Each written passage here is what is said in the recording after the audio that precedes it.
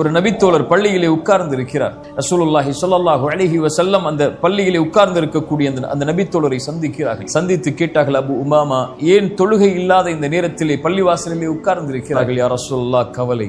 யா ரசூலல்லாஹ், கடன் மிகைத்திருக்கிறது. என்ன? அபு உமாமா, இந்த வார்த்தையை எல்லா தொழுகைக்கு பிறகும் சொல், எல்லா நேரங்களிலும் சொல்.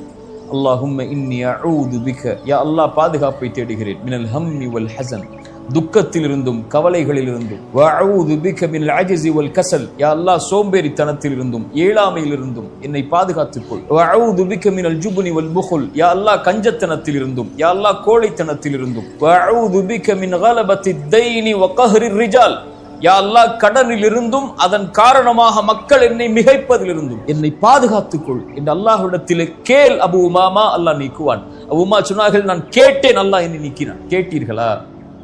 அழைத்தீர்களா? அல்லாஹ்விடத்தில் முறையிட்டீர்களா?